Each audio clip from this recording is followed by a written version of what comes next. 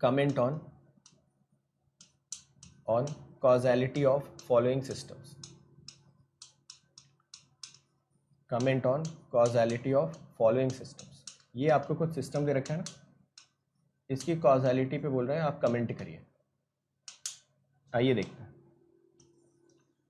सबसे पहला क्वेश्चन में आपको बताना है कि कितने लोगों को सिस्टम दिख रहा है। बोलो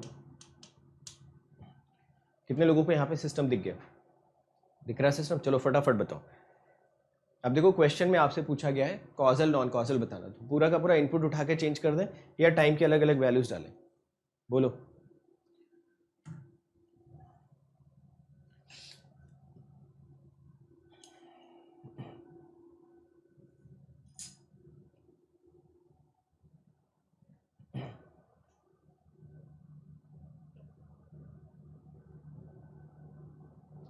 तो पूरा का पूरा इनपुट उठा के चेंज कर दें या टाइम के अलग अलग वैल्यूज डालें? टाइम के अलग अलग वैल्यूज डालो। चलो टाइम की वैल्यूज डालो, आप ऑलरेडी डालने में एक्सपर्ट हो टाइम की वैल्यूज। और मुझे बताओ ये जो सिस्टम आपको दिख रहा है ये आपको कॉजल दिखेगा नॉन कॉजल दिखेगा? फटाफट सभी लोग ट्राई करो और आंसर बताओ। Causal causal causal causal, very good very good यार, बिल्कुल सही बात है। आंसर क्या आना चाहिए? कॉजल। बहुत ही बढ़िया, ब्रिलियंट। कॉजल कॉजल कॉजल,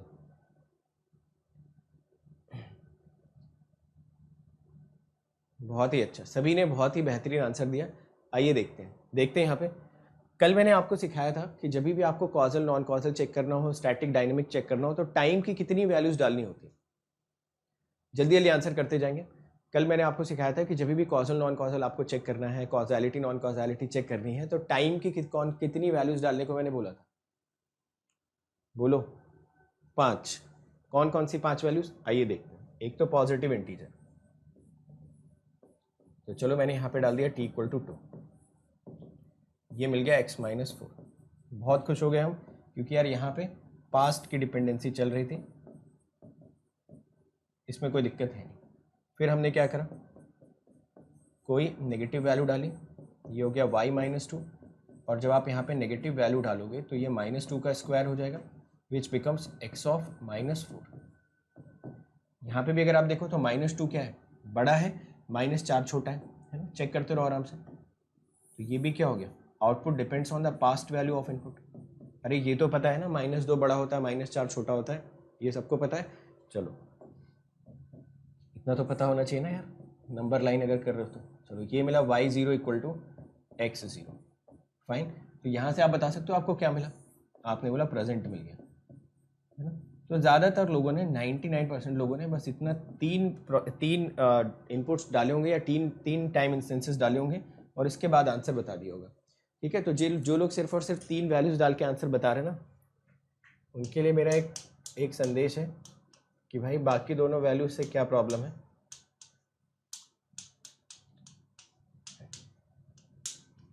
यहाँ पे भी बढ़िया चल रहा है एकदम।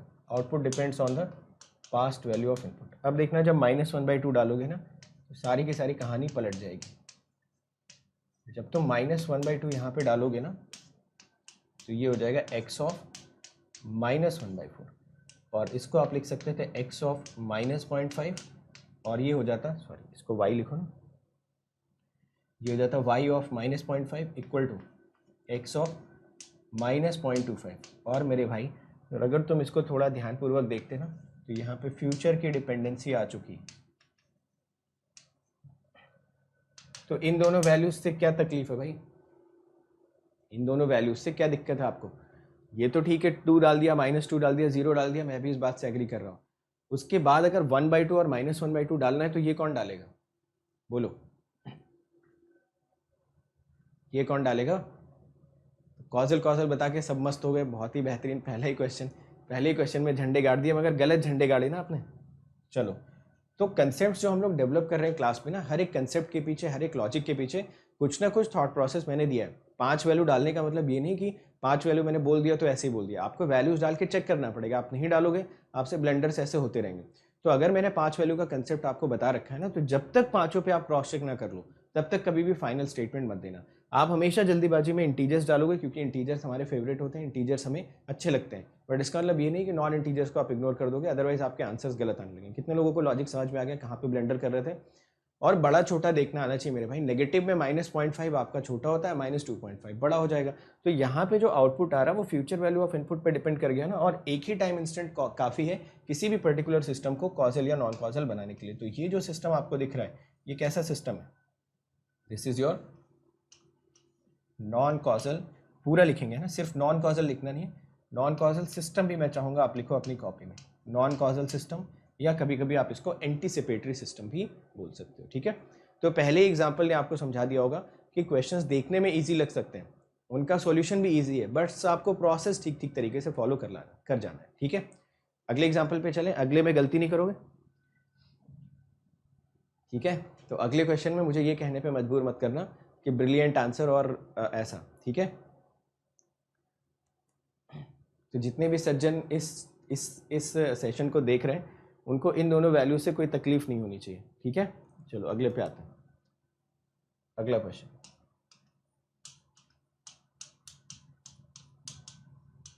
चलो भाई बताओ, कॉजल नॉन कॉजल, गलत मत बताना। चलो करो, कोई बात नहीं। पहला क्वेश्चन है, गलती होना बहुत ऑब्वियस है, इंपॉर्टेंट क्या है कि वो गलती अभी हम रिपीट नहीं करेंगे। तो जब क्वेश्चन में गलती होती है तो टीचर सवाल इसीलिए देते हैं कि आप उसमें गलती करो ताकि उससे सीखो, और अगले सारे क्वेश्चंस पे आप उनमें थोड़ा सा केयरफुल रहो। चलो इसका आंसर, अटेंडेंस की सेंचुरी कब बनेगी? जल्दी बनाओ, सेंचुरी और क्वेश्चन दोनों। इसमें 3 ही वैल्यू डालेंगे, वेरी गुड, बिल्कुल सही बात है। तो जो लोग देखो अच्छे से रिवाइज करके आ रहे हैं, जो लोग पढ़ाई करके आ रहे हैं ना, वो पिकअप कर जाएंगे कि आप गलती क्या करेंगे। इसमें कितनी वैल्यूज डाल सकते हो टाइम की? 3 ही वैल्यूज तो अलाउड है इस क्वेश्चन में। तो इस क्वेश्चन में जब आप 3 ही वैल्यूज डालोगे यार, तो 1 2 डाल दो, 1 0 डाल देते हैं, 1 -2। यहाँ पे तो फ्रैक्शंस अलाउड ही नहीं होंगे ना, या हो जाएंगे? बोलो, नहीं हो जाएंगे ना, क्योंकि एन तो जाहिर सी बात है हमेशा सिर्फ और सिर्फ किस बात पे डिपेंड करता है कि आप कौन कौन से इंटीजर वैल्यूज यहाँ पे डाल सकते हो।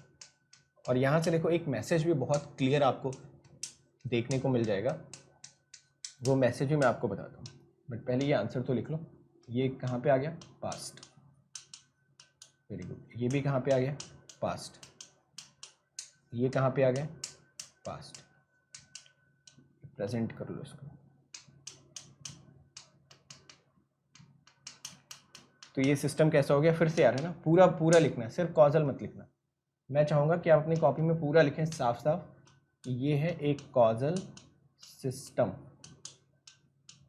ठीक है। तो ये हमारा रिश्तेदार है, ये yn = x of minus n square हमारा रिश्तेदार है, क्योंकि इसका भी रिस्पॉन्स किस बात पर डिपेंड करता है? प्रेजेंट या पास्ट वैल्यू ऑफ इनपुट के ऊपर। अच्छा एक चीज़ आप यहाँ से बताना, मैं एक स्टेटमेंट बोलता हूँ, स्टेटमेंट में आप यस सर यस नो का आंसर देना। If a continuous time system is causal system then it's corresponding discrete time system has to be a causal system।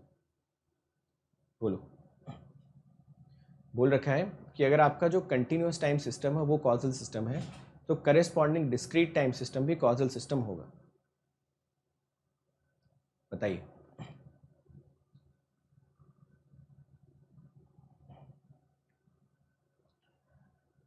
नहीं, फॉल्स नहीं बोलते, ऐसे स्टेटमेंट्स को बोला जाता है नॉट नेसेसरली ट्रू, है ना।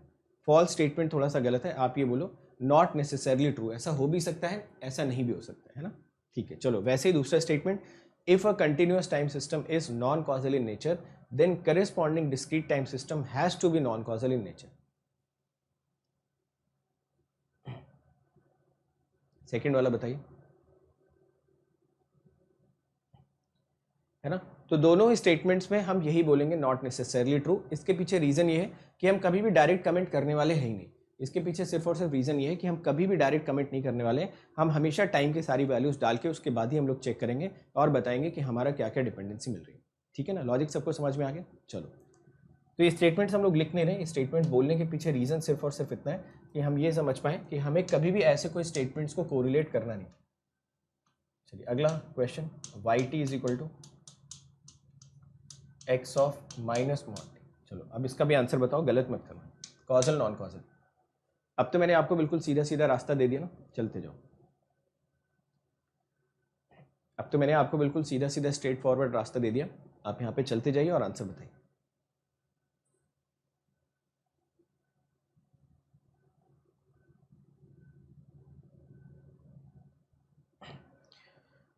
कोई बोल रहा है कि टाइम की आप सिर्फ 3 वैल्यूज क्यों रख रहे हैं और एक में 5 वैल्यूज क्यों रख रहे हैं, तो आप बताओ यार इसका मैं क्या आंसर दूं। कमेंट सेक्शन में कोई पूछ रखा है कि सर आपने एक जगह पे टाइम की 5 वैल्यू पुट करी और एक जगह पे टाइम की 3 वैल्यू पुट करी, तो इसका आंसर आप ही लोग दे दो यार उनको। इसका आंसर ये है कि तुमने कल की क्लास अटेंड नहीं करी। कल की क्लास अटेंड करो, और कोई भी सब्जेक्ट पढ़ना है, कोई भी टॉपिक पढ़ना है, तो आप उसको फर्स्ट लेक्चर से लेकर लास्ट लेक्चर तक एक कंटिन्यूएशन में देखिए। अगर आप उसको फर्स्ट से लास्ट लेक्चर तक एक कंटिन्यूएशन में नहीं देख रहे हो तो जाहिर सी बात आपको बहुत सारे डाउट्स आएंगे।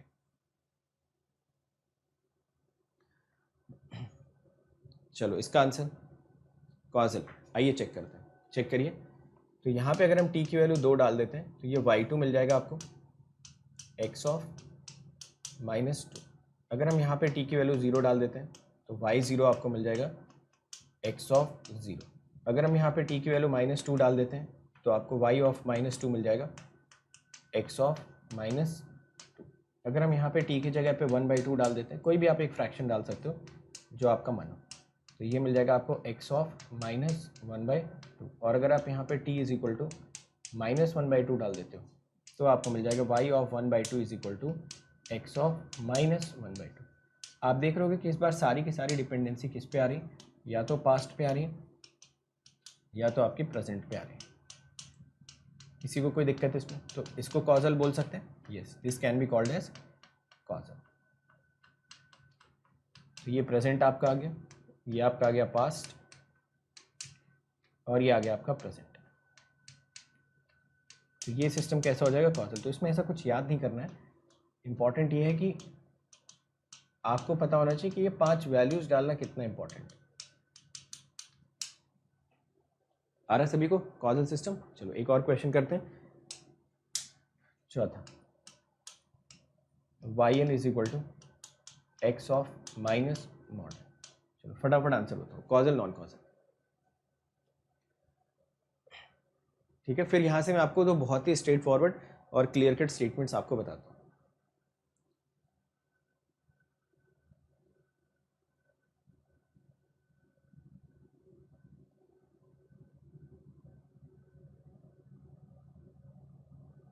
कॉजल नॉन कॉजल बहुत ही सिंपल, यहाँ पे सभी लोगों ने फटाफट आंसर बता दिया। टाइम के अलग अलग वैल्यूज डाल दें, तो एक पॉजिटिव इंटीजर डाल देते हैं, एक 0 डाल देते हैं, एक नेगेटिव इंटीजर डाल देते हैं। जब आप ऐसा करोगे तो आपको यहाँ पे y t is equal to मिल जाएगा x ऑफ -2, यहाँ पे आपको y0 इक्वल टू मिल जाएगा x ऑफ 0, और यहाँ पे आपको y ऑफ -2 इक्वल टू मिल जाएगा x ऑफ -2। हर एक जगह पे जो डिपेंडेंसी आपको दिख रही है वो प्रेजेंट या पास्ट की दिख रही होगी। ये भी आपका पास्ट है, ये आपका प्रेजेंट है, और जो ये वाला है ये भी आपका प्रेजेंट है। तो ये सिस्टम आपका कैसा हो जाएगा, this will become a non causal system. तो यहाँ पे आप कौन सी वैल्यूज डाल पा रहे हो, सिर्फ और सिर्फ 3 वैल्यूज ही डालने का आपको स्पेस दे रखा है, उसी के बेसिस पे आपको यहाँ पे जजमेंट लेना आना चाहिए। ठीक है, कर लोगे ऐसे क्वेश्चन सभी। चलो, तो इन दोनों ये हो जाएगा कॉजल सिस्टम। तो इन दोनों क्वेश्चंस को करने के बाद आपको ये आइडिया लग जाना चाहिए कि हमें कॉजल नॉन कॉजल में स्टैटिक डायनेमिक्स से ज़्यादा केयरफुल रहने की ज़रूरत होनी चाहिए। चलिए नेक्स्ट क्वेश्चन पे आइए, क्वेश्चन नंबर 5। तो इस बार दो क्वेश्चन हम लोग यहीं पे साइड बाय साइड ले लेते हैं, दोनों का आंसर आपको बताना है। Question number 5, y t is equal to x of minus t and y n is equal to x of minus n. चलो शुरू हो जाओ यार और आंसर बताओ। आपसे पूछ रखा है y t is equal to x of minus t और y n is equal to x of minus n, दोनों कॉजल होंगे या नॉन कॉजल होंगे। आइए चेक करके देखते हैं। अब देखो, अब जब ऐसे क्वेश्चन आ गए ना, तो अब आप थोड़ा सा स्मार्ट हो सकते हो और थोड़ा सा जज कर सकते हो कि यार सारी वैल्यूज क्यों पुट करें, है ना। कॉमन सेंस से कोई ऐसी वैल्यू क्यों ना पुट कर दे जिसकी वजह से आपका जो आउटपुट आ रहा है वो फ्यूचर की इनपुट की फ्यूचर वैल्यू पर डिपेंड कर जाए। जैसे कि अगर मैं यहाँ पे सिर्फ और सिर्फ एक नेगेटिव वैल्यू ही डाल देता हूँ, तो क्या आपको directly y of -2 equal to x of 2 दिख जाएगा, और ये डिपेंडेंसी आपको कैसी दिख रही है, फ्यूचर वैल्यू। तो आप मुझे खुद बता दो कि क्या यहाँ पे सारी वैल्यूज डाल के चेक करना ज़रूरी है, नहीं।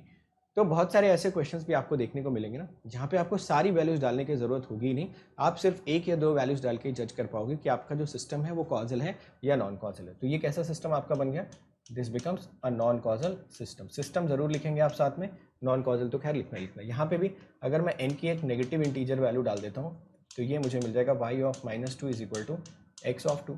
और ये डिपेंडेंसी भी आपको कैसी दिख रही, फ्यूचर वैल्यू जैसी। तो यहाँ पे भी ये सिस्टम कैसा हो जाएगा, this will become non causal system, है ना।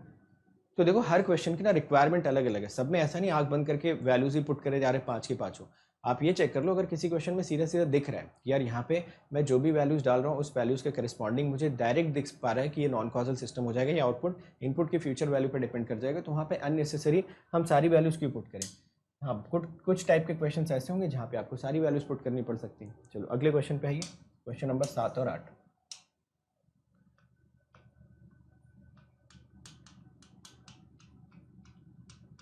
एक्स ऑफ साइन टी और यहाँ पे मैंने दे दिया y t is equal to x of sine n. चलो बताओ क्या कर सकते हैं यहाँ पे। अब देखो मैंने आपको कल भी बताया था कि कभी भी आपको साइन टी साइन एन जैसे कोई केसेस हो तो वहाँ पे जो टी होता है जो एन होता है उसको आप क्या कोशिश करोगे कि आप उसको एंगल के फॉर्म में पुट कर पाओ। अगर आप उसको एंगल के फॉर्म में पुट कर पाते हो तो आपकी कैलकुलेशन ठीक ठीक हो जाएगी। अब जरा यहाँ पे ध्यान से देखो, ये जो एक्सप्रेशन लिखा हुआ है यहाँ पे अंदर साइन टी तो लिखा हुआ है, बट यहाँ पे आपका जो ओमेगा नॉट है ना वो ऑलरेडी छुपा हुआ है। होता क्या है कि जैसे मान लो अगर कोई एक्सप्रेशन ऐसा लिखा हुआ है y t is equal to x of sine, ठीक है, 1t।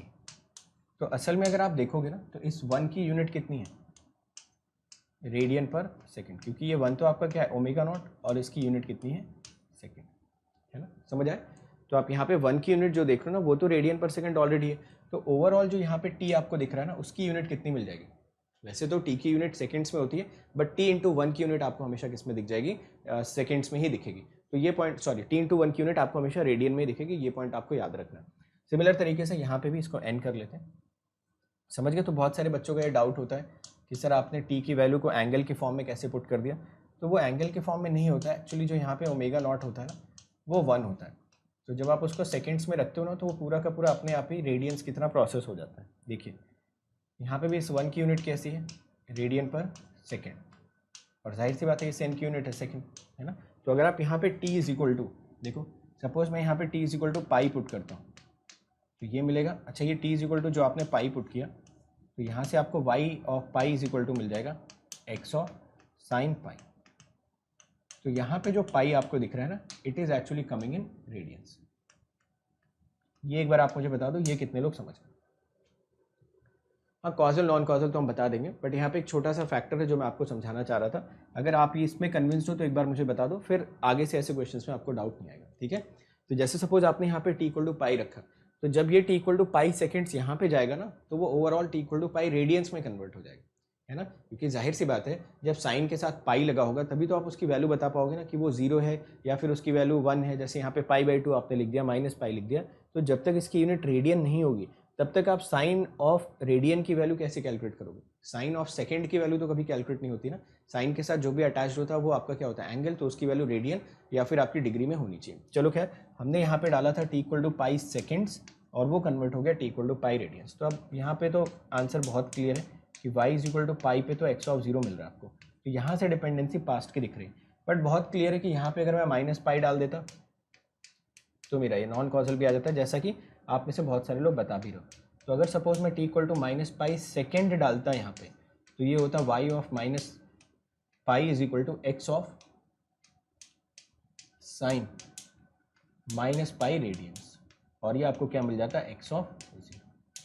और यहाँ पे डिपेंडेंसी शायद दोबारा रिपीट करने की ज़रूरत ही नहीं, ये डिपेंडेंसी आपकी कैसी आ रही फ्यूचर।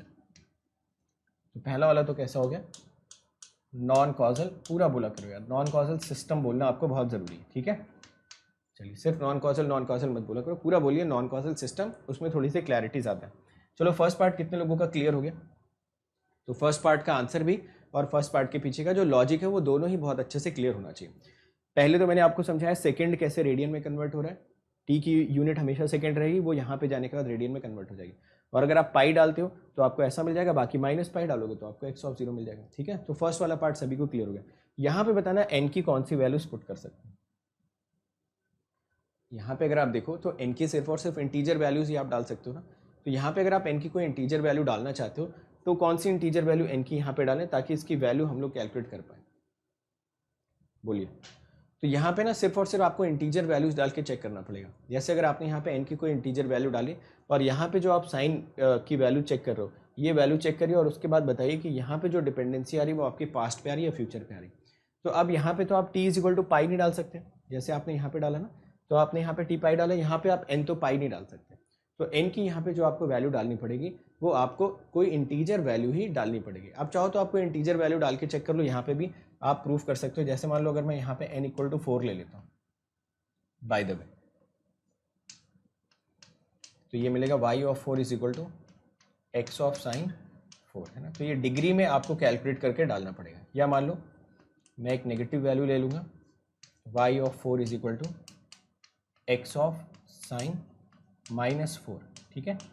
और मैं कोई और वैल्यू ले लेता हूँ n इक्वल टू 0, तो ये मुझे मिल जाएगा y of 0 equal to x of sine 0।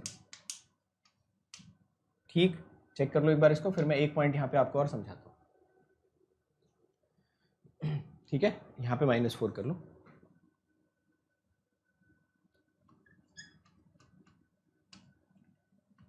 तो ये वैल्यूज आप निकाल के चेक कर लोगे ना।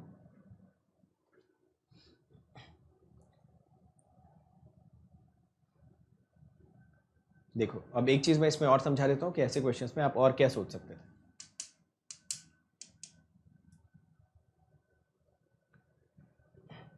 यहाँ तक सबको बात क्लियर हो गई? चलो अब एक चीज़ आप यहाँ पे देख लो तो आपको ना थोड़ा सा और क्लैरिटी मिल जाएगा ऐसे क्वेश्चंस में। देखो कंटिन्यूस टाइम वाले क्वेश्चंस में ना आपको जनरली प्रॉब्लम नहीं होगी, बट जो डिस्क्रीट टाइम वाले क्वेश्चंस होते हैं ना उसमें शायद आपको प्रॉब्लम कभी कभी हो भी जाए। ये लीजिए, ये मैंने बना दिया साइन टी, ये हम लोग मान लेते हैं रेडियंस में, ठीक है। अब सपोज ये वैल्यू आपकी कितनी थी, -3.14 थी ना, ये वैल्यू आपकी थी -3.14 और ये वैल्यू तो आपकी कितनी -1,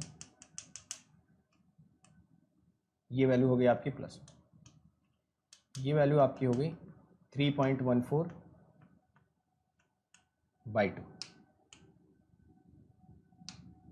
3.14/2। ये पाई ही मैं लिख रहा हूँ जस्ट आपको समझाने के लिए। ये वाली वैल्यू आपकी होगी 3.14, है ना। और यहाँ पे जो बीच में कोई वैल्यू आ जाएगी दिस पॉइंट, ये 6.28 हो गई, ऐसा हो जाएगा। अब आप यहाँ पे देखो बीच में अगर मैं कोई वैल्यू कंसिडर करता हूँ यहाँ पे, तो ये आपकी वैल्यू 3π/2 हो जाएगी। 3π/2 का मतलब हो गया रफली आप मान के चल सकते हो कुछ 5 के आसपास। 3π/2 का मतलब हो गया रफली आप इसको मान के चल सकते हो कि 5 के आसपास आपका आ जाएगा, या मैं मान लेता हूँ 4.6 के आसपास, जो भी है। तो ये आ गया 4.6 के आसपास।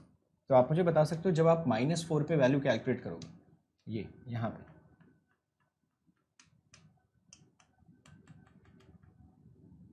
इस 4 पे चेक करिए, तो जब आप यहाँ पे वैल्यू कैलकुलेट करोगे इनके बीच में 4 की मैं बात कर रहा हूँ, आप कैलसी में डाल के चेक कर सकते हो, बट ग्राफ से भी आप देख सकते हो 4 पे जो वैल्यू आ रही वो कुछ ऐसी आ रही। सिमिलर तरीके से अगर हम लोग नेगेटिव साइड में चले जाएं, क्योंकि पॉजिटिव वैल्यू पे तो आपका सब कुछ बढ़िया आएगा, पॉजिटिव पे आप कोई भी वैल्यू डाल के देख लो -1 से 1 के बीच में रिस्ट्रिक्टेड रहेगा। बट जब आप नेगेटिव वैल्यू पे चले जाओगे ना, सिमिलर तरीके से जैसे यहाँ पे 4 कैलकुलेट किया, ये वाला पॉइंट, तो यहाँ पे भी ये पॉइंट आपको मिल जाएगा -3.14/2 और ये मिल जाएगा -3.14, है ना। तो इस पॉइंट में भी अगर आप देखो -3.14 से लेके इसके बीच में वैल्यू कैलकुलेट करोगे तो यहाँ पे तो कहीं आपको क्या मिल जाएगा -3, और देखो यहाँ पे जो वैल्यू आएगी वो -1 से छोटी आएगी। चेक कर सकते हो सभी लोग। तो अगर आप यहाँ पे -3 पे वैल्यू चेक करो ना, तो जो भी वैल्यू आपको यहाँ पे दिख रही है ये आ रही 0 से लेके -1 के बीच में। सपोज मैं ये वैल्यू मान लेता हूँ -0.4, ऐसे समझाने के लिए। तो आप यहाँ पे डिपेंडेंसी चेक करो कि y of -4 equal to x of -0.4। देख लो क्या यहाँ पे डिपेंडेंसी फ्यूचर वाली आ गई या नहीं, चेक कर लीजिए। आप कैलसी में डाल के कैलकुलेट कर सकते हो। जस्ट मैंने आपको एक ग्राफिकल अंडरस्टैंडिंग देने की कोशिश की कि जब भी आप पॉजिटिव वैल्यूज पुट करते जाओगे ना टाइम की, तो आप n की इंटीजर वैल्यूज ही डाल सकते हो। तो अगर आप n की वैल्यू 4 डालते हो, n की वैल्यू 1 डालते हो, n की वैल्यू 2 डालते हो, कोई भी n की वैल्यू आप इंटीजर डालते हो, तो वहाँ पे जनरली आपको प्रॉब्लम नहीं आएगी, क्योंकि जो उसका एम्पलीट्यूड है ना वो -1 से 1 के बीच में ही हमेशा एग्जिस्ट करेगा। बट जो आप नेगेटिव वैल्यूज डालने की कोशिश करोगे ना, जैसे मैंने ये बताया ये -3.14/2 है, ये -3.14, अगर मैं -3 की एक वैल्यू डालता हूँ तो जो एम्पलीट्यूड आएगा वो मुझे -1 से 0 के बीच में ही दिखना चाहिए। तो -1 से 0 के बीच की एक मैंने कोई भी रैंडम सी वैल्यू कंसिडर कर ली और आपको साफ साफ दिख रहा है कि ये वैल्यू आपको -0.4 मिल रही है, इसको -3 कर। ठीक है, तो ये पॉइंट एक बार आप लोग कंफर्म करिए, फिर आगे चलते हैं। आ गया सभी को समझ में यहाँ तक?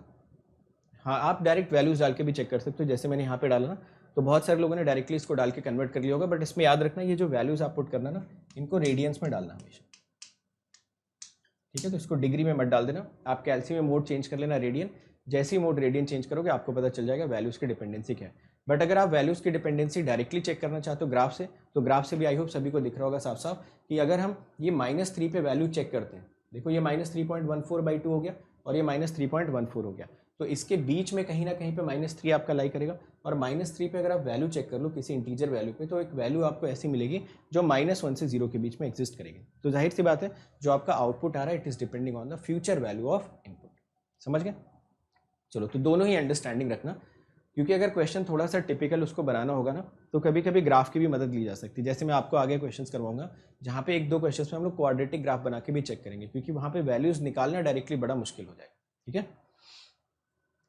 चलिए आगे, आ रहा समझ में यहाँ तक? चलो, एक अब लास्ट कैटेगरी और बचती है। तो देखो अब ये दोनों कैटेगरीज भी क्लियर हो गई ना, 7th एंड 8th। ठीक है, तो दोनों में काफ़ी सारी इंपॉर्टेंट चीज़ें हमने सीखी। एक बार मैं जल्दी से समराइज कर देता हूँ इन दोनों में क्या क्या आपने सीखा। सबसे पहला जो कन्फ्यूजन होता है वो ये होता है, इस तरह अगर हम यहाँ पे t = पाई सेकेंड्स डाल रहे हैं तो यहाँ पे साइन ऑफ पाई सेकेंड्स कैसे आ रहा है, इसकी यूनिट रेडियन होनी चाहिए। सबसे पहले आपने वो पॉइंट्स यहाँ पे एड्रेस कर लिया। दूसरी इंपॉर्टेंट चीज़, जब यही एक फंक्शन आपका कंटिन्यूअस टाइम में लिखा होगा तो बिल्कुल कभी दिक्कत आपको नहीं होगी, आप डायरेक्टली t = पाई - पाई डाल के डायरेक्ट बता सकते हो। बट अगर यही एग्जैक्ट सिस्टम आपका डिस्क्रीट टाइम में कॉपी हो जाएगा तो वहाँ पे आप या तो ग्राफ की मदद लो या तो आप n की कुछ ऐसे इंटीजर वैल्यूज डाल के जज करने की कोशिश करो कि आपका जो आउटपुट आ रहा है वो फ्यूचर वैल्यू ऑफ इनपुट पे डिपेंड कर रहा है। यहाँ पे ज़्यादा कन्वीनियंट वे होता है ग्राफिकली समझ पाना। ग्राफिकली अगर आप इसको रिलेट कर पाते तो जल्दी आंसर दे पाते, और ग्राफिकल अंडरस्टैंडिंग भी होना जरूरी है। आगे काफ़ी सारे क्वेश्चन हम लोग ऐसे करेंगे जहाँ पे हल्के फुल्के ग्राफ की जरूरत पड़ जाएगी, तो ये हो जाएगा नॉन कॉजल सिस्टम। चलो अब एक कैटेगरी और करते हैं, 9th एंड 10th। तो ये आपको मिल जाएगा yt =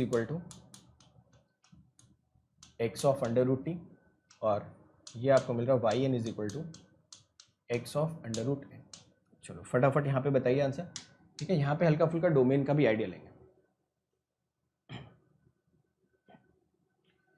नहीं, लीनियर नॉन लीनियर सिस्टम इसके बाद होगा। ठीक है, हाँ, स्पेशल कैटेगरीज तो सब में आएंगे यार, जितनी भी चीज़ें आप पढ़ोगे ना, कॉजल नॉन कॉजल हो गया, इन्वर्टिबल नॉन इन्वर्टिबल हो गया, लीनियर नॉन लीनियर हो गया, वो स्पेशल कैटेगरी तो सब में साथ के साथ चलती रही। बट क्योंकि कॉजल नॉन कॉजल की जो कैटेगरी है ना, इसमें जो इंडिविजुअल क्वेश्चन है ना उसमें भी काफ़ी अच्छे अच्छे क्वेश्चन है। जैसे पहला ही क्वेश्चन आपने गलत कर दिया, -t² - n², वो कंपैरिजन। फिर अभी साइन टी और साइन एन का जो कंपैरिजन मैंने बताया वो कंपैरिजन, तो बहुत बड़े अच्छे अच्छे कंपैरिजन यहाँ पे होते हैं। जनरली जब हम कॉजल नॉन कॉजल पढ़ते हैं तो सारा का सारा कंटिन्यूस टाइम में पढ़ जाते हैं, और जब डिस्क्रीट टाइम का सवाल आता है तो वहाँ पे हम स्टक कर जाते हैं। तो दोनों ही केसेस में आपको अच्छी तरीके से क्लैरिटी होनी चाहिए। ठीक है,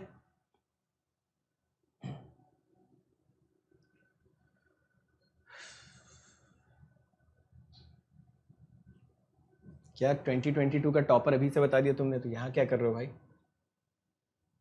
दुकान खोलो ना भविष्यवाणी करने की। चलो अब बताना, फर्स्ट वाला अगर आप देखने की कोशिश करो तो मुझे बताना क्या यहाँ पे टी की हम लोग कोई नेगेटिव वैल्यू डाल सकते हैं? बोलो,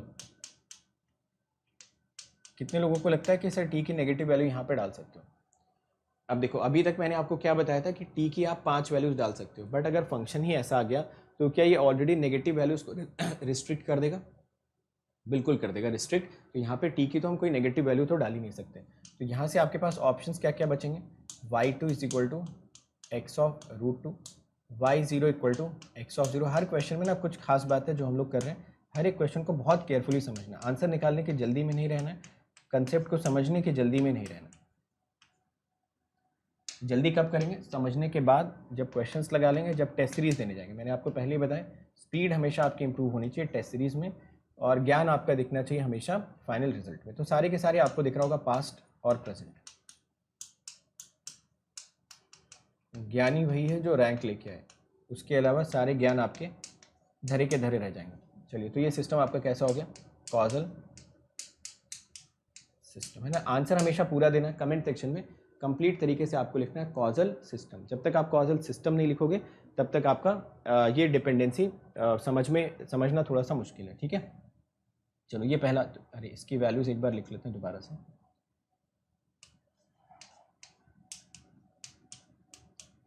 ठीक है, तो आप 1/√2 लिखना चाहो तो लिख सकते हो 0.717 ऐसा कुछ, ठीक है। फर्स्ट वाला कितने लोगों को समझ में आ गया, तो मैं ऊपर लिख देता हूँ, this is your causal system.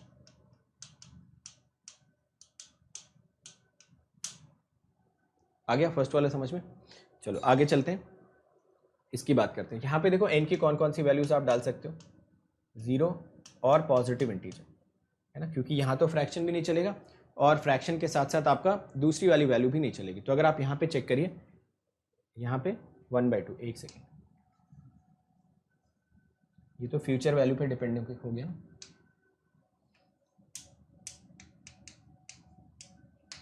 तो फर्स्ट वाला तो आपका है नॉन कॉजल सिस्टम। सेकेंड वाला चेक करिए, सेकेंड वाले में अगर आप देखो तो दो ही वैल्यूज आप डाल सकते हो ना, y0 = x0 और यहाँ पे y2 = x(√2). तो यहाँ पे आपको दिख रहा होगा सिर्फ और सिर्फ प्रेजेंट और पास्ट की डिपेंडेंसी। तो ये आपका हो गया प्रेजेंट और ये आपका हो गया पास्ट। तो यहाँ पे ये सिस्टम आपको कैसा दिख रहा है, कॉजल सिस्टम।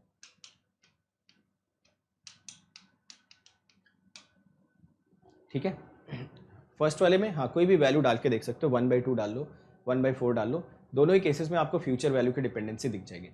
तो फर्स्ट वाला सिस्टम आपका नॉन कॉजल है, सेकंड वाला सिस्टम कॉजल। तो आप देख रहे हो जैसे ही मैंने टी को √t से रिप्लेस किया, आपके जो इनपुट देने की टेंडेंसी थी वो दोनों में ही कितनी रिड्यूस हो गई। जैसे यहाँ पे टोटल 5 में से कितने इनपुट्स आप दे पा रहे हो, सिर्फ 3, और यहाँ पे टोटल 3 में से कितने इनपुट्स दे पा रहे हो, आप सिर्फ और सिर्फ 2 ही इनपुट्स दे पा रहे हो।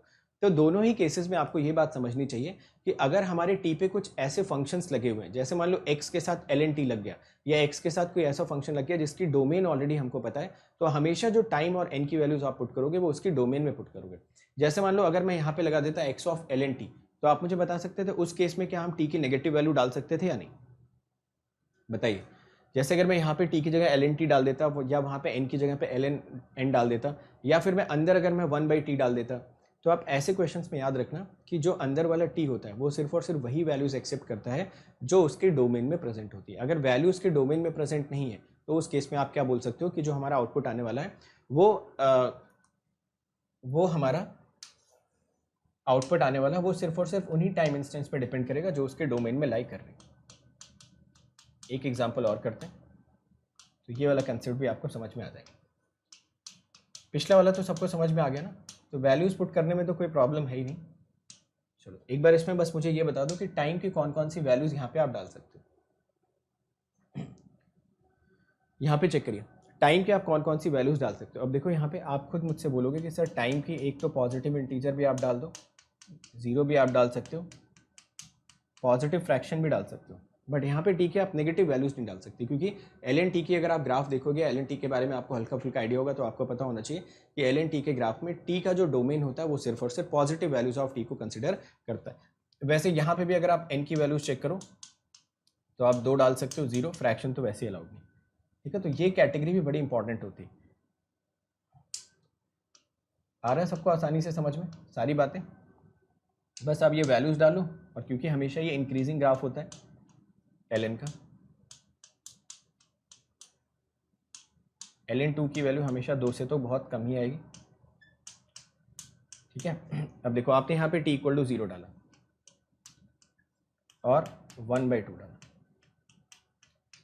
तो बताना इसमें कोई ऐसी वैल्यू है जो डोमेन के बाहर है। बताइए क्या t = 0 इसके डोमेन में होता है? देखो यहाँ पे कितना कम हो गया, आउट ऑफ डोमेन। तो कभी भी जो वैल्यूज डोमेन के बाहर है ना, उसको गलती से लिख भी मत देना। y(2) = x(ln2), यहाँ पे आपने लिखा y(0) = x(ln0), बट जो ये वाली वैल्यू आपने लिखी, this is out of domain. ठीक है, तो देख रहे हो कैसा क्वेश्चन आपको मिला कि डिस्क्रीट टाइम में सिर्फ एक ही वैल्यू आप रख पा रहे हो। तो ऐसे भी क्वेश्चंस होते हैं। यहाँ तो देखो आपका नेगेटिव वैल्यू तो रखना अलाउड नहीं, तो नेगेटिव इंटीजर तो रख नहीं सकते हो, जीरो भी उसने रिस्ट्रिक्ट कर दिया कि आप जीरो की वैल्यू रख नहीं सकते। तो n इक्वल टू जीरो क्योंकि डोमेन में नहीं है, तो n इक्वल टू जीरो हम कभी भी यहाँ पे पुट नहीं करेंगे। तो सिर्फ n equal to positive value के बेसिस पे हम लोग डिसीजन ले लेंगे कि दोनों सिस्टम्स कैसे बिहेव कर रहे हैं। वैसे यहाँ पे अगर आपने t इक्वल टू जीरो डाला तो क्योंकि ये आउट ऑफ डोमेन है, t इक्वल टू जीरो कभी भी ln में हम डाल नहीं सकते, तो ऐसे केसेस में भी हम कभी भी t इक्वल टू जीरो पे अपने सिस्टम को प्रोसेस नहीं करेंगे। आया सबको लॉजिक समझ में? हाँ, मतलब डोमेन का मतलब हो गया कि जहाँ पे फंक्शन जनरली इन्फिनिटी टेंड कर जाए। हमारे लिए डोमेन का मतलब यही, हालांकि डोमेन अपने आप में बहुत बड़ा टर्म है, बट हम सिर्फ और सिर्फ यही मान के चलेंगे कि वो सारे के सारे टर्म्स जिस पे आपका फंक्शन इन्फिनिटी टेंड कर जाए या फिर आपके फंक्शन की वैल्यू इमेजिनरी आने लगे। तो अगर ये दोनों केसेस आप मान के चलते हो तो आप डोमेन के सारे क्वेश्चंस कर सकते हो। इनफैक्ट जो कैलकुलस वाला लेक्चर आपने देखा होगा मैथ्स में, वहाँ पे भी मैंने इन्हीं दोनों पॉइंट्स पे स्ट्रेस किया था कि चाहे हमें इंजीनियरिंग मैथ्स पढ़ना हो, चाहे कोई और भी सब्जेक्ट पढ़ना हो, डोमेन का अगर हम सिंपल सा मतलब समझ लें कि टाइम की वो वैल्यूज जहाँ पे आपका फंक्शन या तो इन्फिनिटी को टेंड करे या तो आपका फंक्शन इमेजिनरी आने लगे, तो उन सारे ही केसेस में आप बोल सकते हो कि वो मेरे आउट ऑफ डोमेन हो जाएगी या डोमेन के बाहर चली जाएगी। तो आपको ये समझ आ रही ना, क्लैरिटी आ रही है इन सारे क्वेश्चंस में आपको डील कैसे करना है। चले अगले क्वेश्चन पे। तो कितने क्वेश्चन हो गए? 10 11। चलो अब स्पेशल कैटेगरीज पे हम लोग आने के लिए रेडी हैं। तो मैंने आपको लगभग सारे कंसेप्ट्स बता दिए जितने कंसेप्ट पॉसिबल हो सकते थे। ठीक, अच्छा एक क्वेश्चन और बचता, उसको भी कर लेते हैं, 13 14, फिर स्पेशल कैटेगरीज पे हम लोग आ जाते हैं। Y t is equal to, ये तो खैर आप कल कर ही चुके हो, u of t plus two and y n is equal to x of n plus u of n plus two. इसमें बता दो यार कॉजल है या नहीं? क्या फर्स्ट वाला कॉजल है? यस। क्या सेकंड वाला भी कॉजल है? क्यों? क्योंकि यहाँ पे डिपेंडेंसी आप किसके और किसके बीच में देखोगे? सिर्फ और सिर्फ वाई और एक्स के बीच में, वाई और एक्स के बीच में है। तो यहाँ पे तो डिपेंडेंसी वाई और एक्स के बीच में देखनी, जो वैल्यू टी की यहाँ डालोगे कॉपी पेस्ट हो जाएगी, जो वैल्यू एन की वहाँ पे डालोगे कॉपी पेस्ट हो जाएगी। हो गया? ठीक है, कुछ समझ में आ रहा है क्या चल रहा है? तो causal, non causal, linear, non linear, कि ये जो स्पेसिफिक केसेस है ना, इनको डिस्कस करना बहुत ज़्यादा इंपॉर्टेंट है। अगर आप सिर्फ y t is equal to x of minus t पढ़ रहे हो, y t is equal to x of t square पढ़ ले रहे हो, उससे कोई खासा फायदा होने वाला है नहीं। आपको जो इंपॉर्टेंट केसेस हैं, जो एक्सेप्शनल केसेस हैं, जब तक आप उसका डिस्कशन नहीं करोगे तब तक आपको अच्छे क्वेश्चंस में कभी भी क्लैरिटी आएगी नहीं, उसमें हमेशा कंफ्यूज रहोगे। तो मैंने जितने भी एक्सेप्शनल केसेस हो सकते थे वो सारे के सारे आपको करवा दिए। बाकी कोई और आता है तो इन्हीं का डिराइव्ड वर्जन होगा, समझ गए? तो जितने कंसेप्ट्स आपने पढ़ लिए ना वो इन्हीं का डिराइव्ड वर्जन होगा। चलो खैर ये आ गया। अब एक स्टेटमेंट में बोलता हूँ, वो स्टेटमेंट आप बताना किस हद तक सही है। If a system is static in nature is it has to be causal in nature. बताइए। हाँ, दोनों कॉजल है, इसमें तो कोई डाउट ही नहीं। तो ये स्टेटमेंट आप मुझे बताइए, if a system is static in nature it has to be causal in nature. तो आप बोलोगे बिल्कुल सही बात है, क्योंकि स्टैटिक में तो वो बोल रहा था output should depend only on the present value of input, और अगर output only present value of input पे डिपेंड कर गया तो कॉजल तो हो ही जाएगा, कि कॉजल में तो प्रेजेंट पे बोल रखा था, पास्ट पे हो या दोनों पे डिपेंड कर जाए, है ना? बिल्कुल सही बात। अब इसका उल्टा देखते हैं, if a system is causal in nature then it has to be static in nature. बोलिए। तो सेकंड स्टेटमेंट में आप बोलोगे सर सेकंड वाला तो गलत हो गया, क्योंकि कॉजल अगर है तो पास्ट की डिपेंडेंसी भी हम अलाउ करते हैं, जबकि स्टैटिक में ऐसा नहीं होता। तो इतने डिस्कशन के बाद एक नोट करके लिख सकते हो। तो जितने भी कॉजल सिस्टम्स की कैटेगरी थी कल आपने देखी थी, आज आप जाके उनके आगे कॉजल सिस्टम डाल देंगे। एक नोट करके मैं लिखता हूँ यहाँ पे, और ये नोट आप लिखिए। If a system is static system, अगर एक सिस्टम को मैं स्टैटिक ले लेता हूँ, ठीक है, ये सिस्टम वर्ड जरूर लिखना है हर बार, तो ये आपका हमेशा होगा कॉजल सिस्टम, ठीक है। But converse is not necessarily true. False तो नहीं बोल सकते कॉन्वर्स को, हो सकता है कभी हो कभी नहीं हो।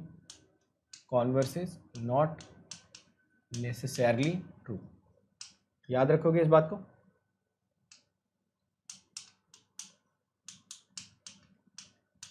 ठीक है, तो ये कभी कभी ना स्टेटमेंट बेस्ड क्वेश्चंस आते हैं, इनको भी आप आंसर करें। ओके चलो एक स्टेटमेंट में यहाँ पे और डाल देता हूँ, ये तो फर्स्ट स्टेटमेंट हो गया, दूसरा स्टेटमेंट भी डाल देता हूँ। इसमें बोल रखा है इफ अ सिस्टम इज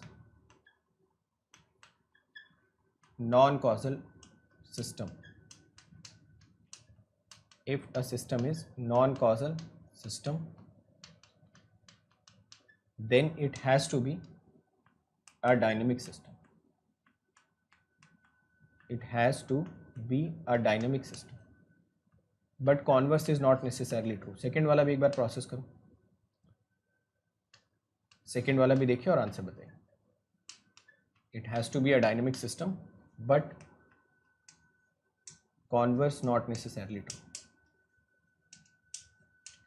ठीक है, दोनों में थोड़ा सा ऑपोजिट रिलेशन है, बट दोनों याद रखना, दोनों पे क्वेश्चंस आते हैं। ठीक है, देखिए, क्योंकि देखो यार, अगर नॉन कॉजल हो गया तो प्रेजेंट पास्ट फ्यूचर पे डिपेंड करेगा, तो डायनेमिकनेस तो वहीं से इंश्योर हो गई। बट आप ऐसा नहीं बोल सकते कि अगर एक सिस्टम डायनेमिक सिस्टम है तो वो नॉन कॉजल होगा, क्योंकि डायनेमिक तब भी हो सकता है जब वो सिर्फ प्रेजेंट या पास्ट पे डिपेंड कर जाए। तो अगर वो प्रेजेंट और पास्ट पे डिपेंड कर गया तो वो भी डायनेमिक हो जाएगा, बट वो डायनेमिक जो होगा वो कॉजल की कैटेगरी में फॉल कर जाएगा। समझ आ गया? तो दोनों स्टेटमेंट बहुत क्लियर कट रखना कि दोनों में मैंने क्या क्या बोला हुआ। यहाँ पे नॉन कॉजल से शुरुआत करी थी, यहाँ पे स्टैटिक से शुरुआत की थी, तो जल्दी से इसको कंफर्म करिए, फिर स्पेशल कैटेगरीज पे भी आते हैं। आ गया?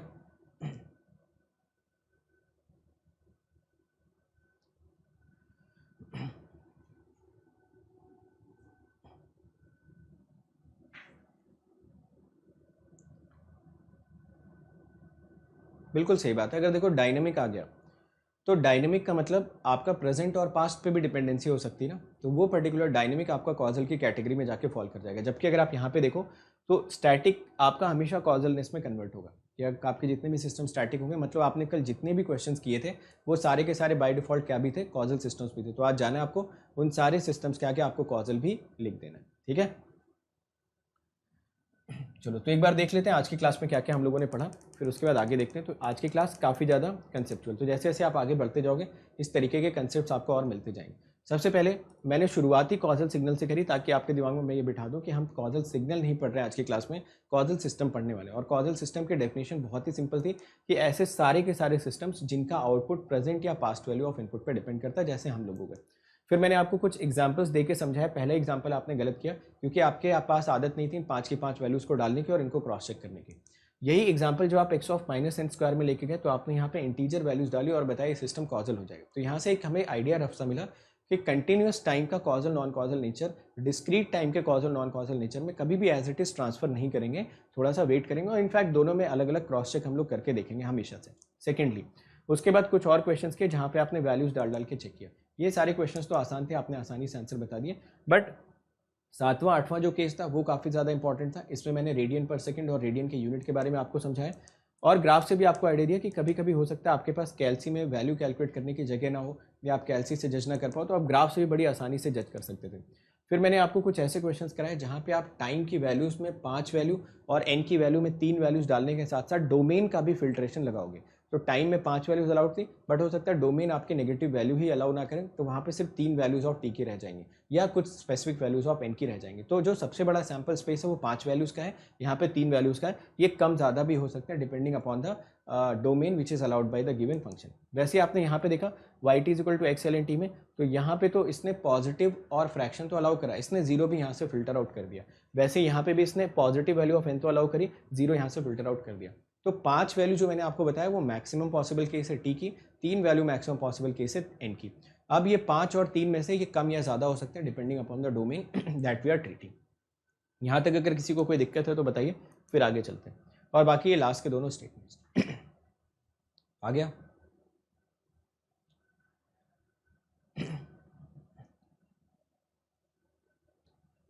चलो आगे चलते हैं। अगर फर्स्ट नोट नहीं समझ में आया तो इसको रिवाइज करो, वीडियो को पीछे करो और वीडियो को पीछे करके देखो।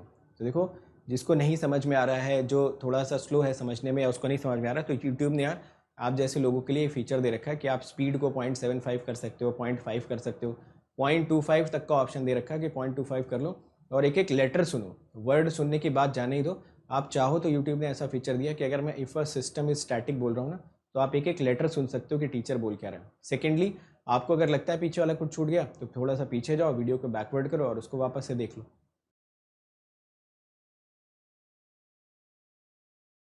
It's time to experience something glorious. Unacademy Combat.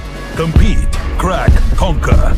A challenging gate contest engineered to give you an experience like none other. where you put your knowledge to test. and battle it out with a test. To bring out the best in you, Unacademy Combat is the most competitive, gamified contest for gate till date, with the best of the questions by best educators. With detailed video solutions from top educators right after each contest. Combat live with peers to get real-time rankings and win big. Participate in every contest to improve your ratings. Challenging contests every fortnight or alternate Sunday. Live ranking after every question. Big rewards for top rankers. Your passion to crack gate deserves this. Your hard work towards your dream deserves this. Fuel your inner fire for the ultimate gate challenge. Unacademy Combat. Register now.